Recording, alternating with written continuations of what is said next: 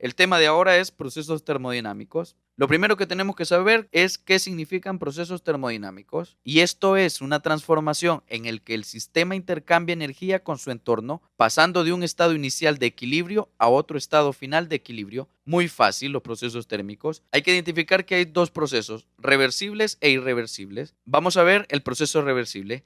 Es aquel sistema que puede cambiar de un estado inicial a otro final a través de numerosas etapas en equilibrio. Y los procesos irreversibles es aquel sistema que no puede invertirse y ocurren espontáneamente en una única dirección determinada, con cambios drásticos del sistema y su entorno, lo que hace imposible la reversibilidad.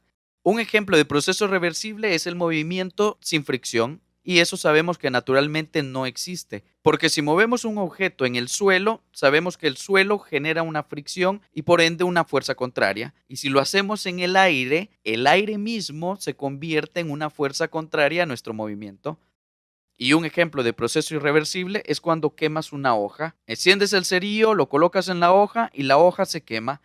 Pero este proceso no se puede invertir. Tu hoja de papel quemada no va a ser jamás una hoja normal. Y podemos decir también que los procesos reversibles son ideales, porque no son naturales, y los procesos reversibles son reales, porque sí son naturales. Bien, continuamos a procesos termodinámicos. Y el primero es el proceso isobárico. Este proceso ocurre a volumen constante, debido a que la variación de volumen es cero, no se realiza trabajo, donde W es igual a cero. Y como ejemplo tenemos una olla a presión, la colocamos a temperatura alta, no va a existir ningún trabajo más que la energía interna que vaya creciendo. Es un ejemplo sencillo. Ahora el proceso isotérmico. Este proceso ocurre a temperatura constante, de tal manera que no hay cambio en la energía interna del sistema, donde U es igual a cero. Y como ejemplo tenemos calentar un émbolo. La temperatura que viene del fuego va a hacer que las partículas se muevan tan rápido y generen trabajo. El trabajo es la salida de la energía, por eso la energía interna es igual a cero. Perfecto, continuamos.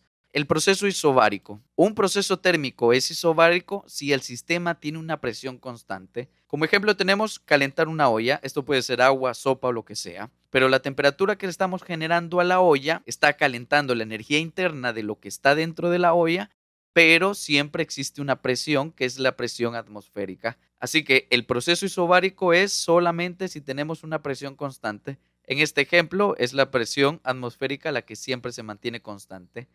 Y como último, el proceso adiabático. Un proceso termodinámico es adiabático si el sistema no cede ni recibe calor, donde el calor es cero. Por ejemplo, tenemos al calentar un termo. Cuando generamos una temperatura a un termo, la temperatura quiere entrar, pero el sistema adiabático o aislado del termo no permite que cambie. Por eso el calor del líquido que está dentro del termo es igual a cero. Hola, un proceso isotérmico es un proceso termodinámico que se realiza a temperatura constante. Veamos un ejemplo, una aplicación sencilla. Imaginemos que tengo dentro de un cilindro con un pistón, con un émbolo,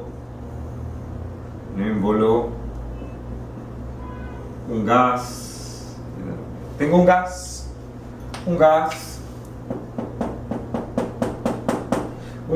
a una temperatura 1 que ocupa un volumen 1 y está sometido a una presión 1. Yo voy a ponerlo a fuego, una caldera, voy a calentarlo y voy a suministrarle calor. Si al suministrarle calor tengo un sensor térmico, tengo un termómetro, aquí hay un termómetro y este termómetro sensa su temperatura. Y al suministrarle calor notamos que esa temperatura se mantiene constante, es decir, que la variación de la energía interna es cero. La variación de la energía interna es cero. Significa que el proceso que está sucediendo en ese gas es un proceso isotérmico. Obviamente van a cambiar las condiciones de presión y de volumen y vas a observar que el gas va a aumentar su volumen, se va a expandir y va a disminuir su presión. ¿Por qué? Basémonos en la ecuación de estado de los gases ideales. Asumamos que este es un gas ideal. Entonces, PV igual a nRT, presión por volumen igual a número de moles, constante de los gases y temperatura. Y al conservarse la presión a temperatura constante por ser un proceso isotérmico, constante, constante, constante, todo esto es una constante. Si presión por volumen es una constante, esa es la ley de Boyle. Entonces decimos que presión y volumen son inversamente proporcionales. Al disminuir la presión, debo aumentar el volumen para conservar este producto constante, y su gráfica sería una gráfica de una función inversa. La presión como función del volumen es una gráfica inversa. Entonces digamos que tengo aquí unas condiciones de presión 1 a un volumen 1, presión 1 a un volumen 1. Como esta es una isoterma, entonces dejemos temperatura T, ni siquiera pongamos T1 porque la temperatura no va a cambiar. Entonces, terminemos aquí a un volumen 2. Este gas se va a expandir, va a aumentar su volumen. Si tengo un proceso desde A hasta B, expande, aumenta su volumen, y como es isotérmico, lo que hace es disminuir su presión. Mira que P2 es menor que P1, pero B2 es mayor que V1. Por lo tanto, si esto es igual a una constante, presión 1 por volumen 1 igual a una constante, ley de Boyle. Entonces, cuando pasa a este punto, en el punto 2 también, presión 2, por volumen 2 van a ser también iguales a una constante. Entonces podemos decir, si estos dos son iguales a la misma constante, porque la temperatura se conserva igual, afirmamos que P1V1 es igual a presión 2 por volumen 2. Esto sucede en un proceso isotérmico. Se puede considerar esa igualdad. De la misma forma, si aplicamos la primera ley de la termodinámica, podemos afirmar que la cantidad de calor que se le suministra se transforma en una variación de la energía interna más un trabajo. Pero, como es isotérmico, esa variación de la energía interna es cero. Por lo tanto, todo el calor suministrado se transforma en trabajo, característica también fundamental de un proceso isotérmico. De la misma forma que este trabajo lo podemos determinar, ese work es el área bajo la curva, es el área bajo la isoterma entre A y B. Esta área entonces es el trabajo, y ese trabajo vendría siendo la integral entre volumen 1 y volumen 2 de su presión como función del volumen. El proceso isobárico es un proceso termodinámico en el cual la presión permanece constante mientras el volumen y la temperatura pueden cambiar. Esto significa que si un sistema, como un gas en un recipiente, recibe o pierde calor, su temperatura y volumen cambiarán, pero la presión dentro del sistema se mantiene fija.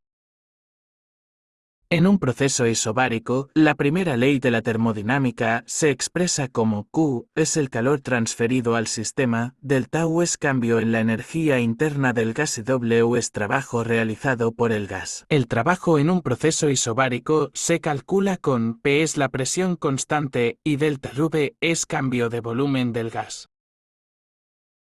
Si colocamos un globo desinflado en la boca de un frasco y lo dejamos a temperatura ambiente, el aire dentro del frasco se encuentra en equilibrio. Ahora, si calentamos el frasco, el aire en su interior también se calienta, según la ley de Charles. Cuando un gas se calienta a presión constante, su volumen aumenta. Como la presión dentro del frasco no cambia, el aire se expande y empieza a inflar el globo. Por otro lado, si ahora enfriamos el frasco, el aire dentro comienza a perder temperatura y su volumen disminuye. Como la presión sigue siendo constante, el aire dentro del globo se contrae y el globo se desinfla. Este es un ejemplo de un proceso isobárico. en el cual la presión se mantiene constante mientras el volumen del gas cambia en respuesta a la temperatura. El proceso isobárico es muy común en la naturaleza y en la industria, ya que ocurre en motores térmicos, globos aerostáticos y sistemas de calefacción. En este experimento hemos visto cómo el aire dentro del frasco cambia de volumen al calentarse y enfriarse, manteniendo una presión constante. Proceso isocórico también se le puede llamar proceso isométrico o proceso isovolumétrico. El prefijo iso quiere decir que alguna de sus propiedades se mantiene constante y las demás pueden variar. En este caso se ve más claro en lo que dice proceso isovolumétrico, que quiere decir que el volumen se mantiene constante. Entonces, como podemos ver en esta imagen, a medida que va cambiando la temperatura en el proceso isocórico, esto a su vez va aumentando también la presión. Entonces quiere decir que a medida que incrementa la temperatura, aumenta también la presión. Y aquí en la línea se puede observar que se mantiene constante el volumen. Entonces, por eso de ahí se deduce la ley de Gay-Lussac en los procesos isocóricos, y la ley dice que la temperatura es directamente proporcional a la temperatura. Aquí se puede observar en el gráfico y aquí está la fórmula. Entonces, entre más aumente la presión o la temperatura, pues van a ser directamente proporcional alguno de los dos. Un ejemplo de proceso isocórico es que puedes calentar lo suficiente o enfriar un recipiente que no cambie su volumen. En este caso, pues podemos ver las ollas de vapor.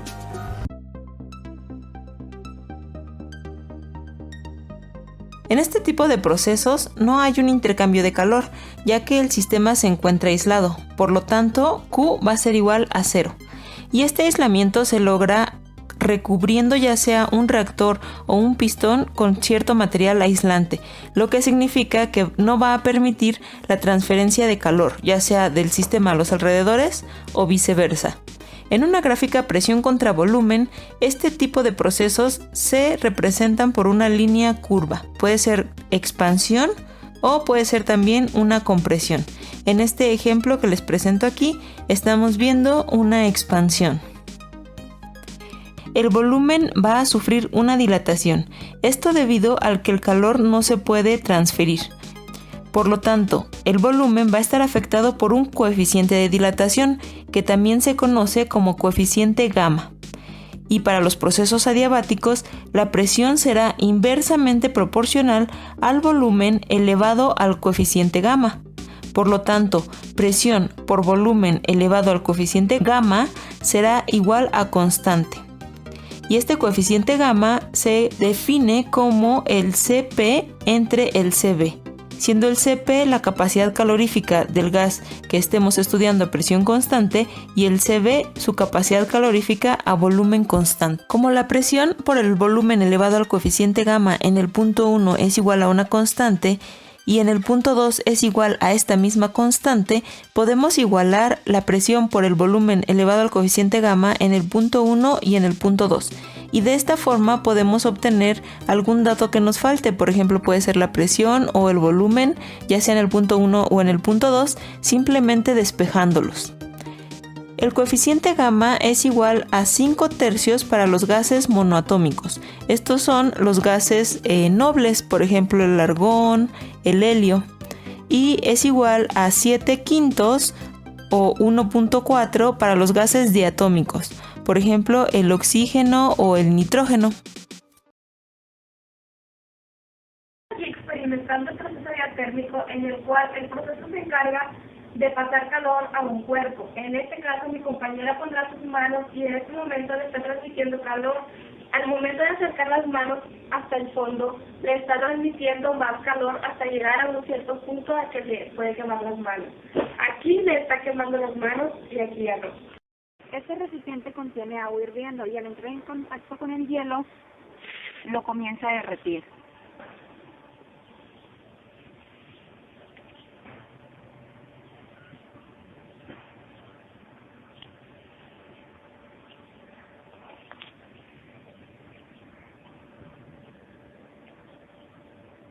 y así está totalmente deshecho.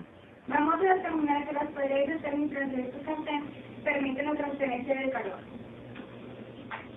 Al depositar la mantequilla en este sartén, observamos que está totalmente caliente, dado que permite el paso del calor.